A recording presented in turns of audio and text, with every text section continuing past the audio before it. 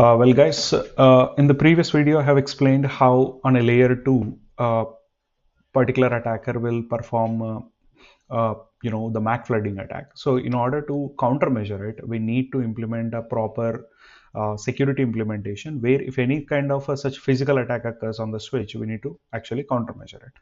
So to take care of this, we will implement port security on the switch. So port security is one of the popular feature which will stop these kind of physical attacks happening on it. If anyone tries to come and try to connect on the specific interface, immediately the port will be shut down, it will be blocked administratively, and it will not allow the attacker to actually communicate with it.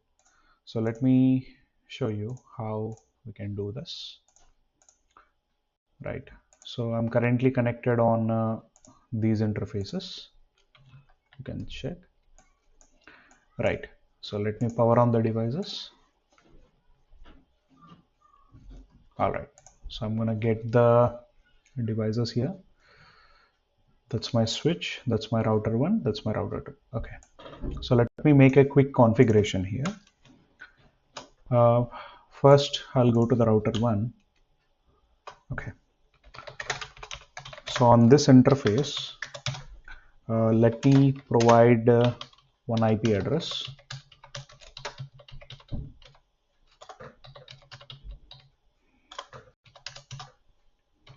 Right, so F000, currently I gave this as 192.168.1.10, and what I will do, I'm going to give 1.20 here. Right, now let's open router 2.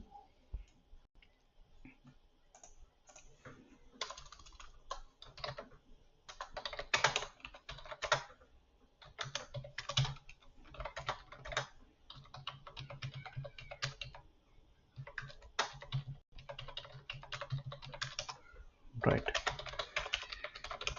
so I just made a connection. So let me see if I can ping each other. I should able to ping each other. Yeah, success. Good. So now let's go to my router, the switch, and that's my switch configuration, host name, switch. Now interface E00 and switch port mode access, switch port security. So right now we have activated the port security by entering into the mode access. Now we need to configure the policy for it. So what we do, we will say port security. The MAC address for this will be sticky. I need a fixed MAC address, and violation will be shutdown. So if anyone tries to do an unauthorized access, it will be a shutdown. Now I will say show port security, and currently you can see I have implemented the port security on this interface. So I will show port security on interface E00, and currently you can see port security status is enabled, violation mode is shut down, and the particular, this is the MAC address which is unknown to it, so which is fixed. So after this I will show you, can we able to communicate with the device. So this is router 1, right? So I can ping 192.168.1.20. You can see success. So from 1.20, if I ping 1.10, success. So communication, we don't have any problem.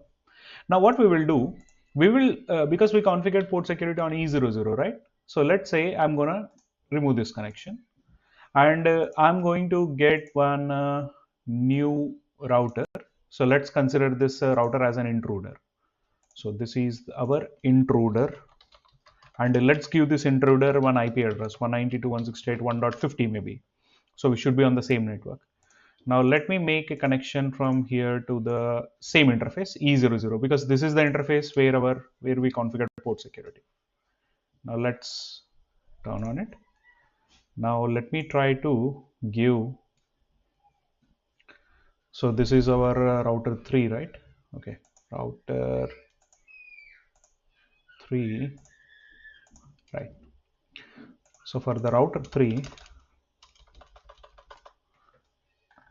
and we don't have any IP yet. Okay, configuration terminal, interface E00, sorry, interface F00, and let's give IP as 192.168.1.50 with this subnet mask. Now, see, when I activate the interface, immediately the interface will go to the shutdown mode because the ARP will be exchanged. Because when the ARP is exchanged, automatically the switch will consider this as an intruder. And can you see what just happened? So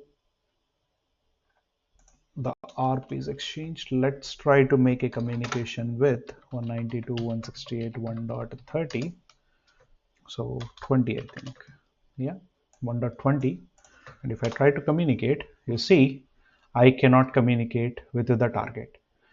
See, the reason why I cannot communicate, and even from R2, you cannot communicate to 50 because the particular interface itself is administratively down. So when I show this, so it should showcase us here. So the particular interface is administratively down, change its state.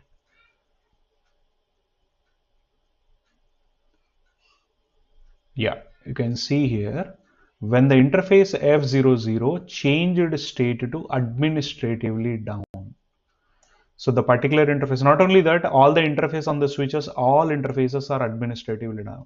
You cannot even change to other interface. So because we configured port security on this, so if you try to communicate with any interface on this, it will automatically block your connection.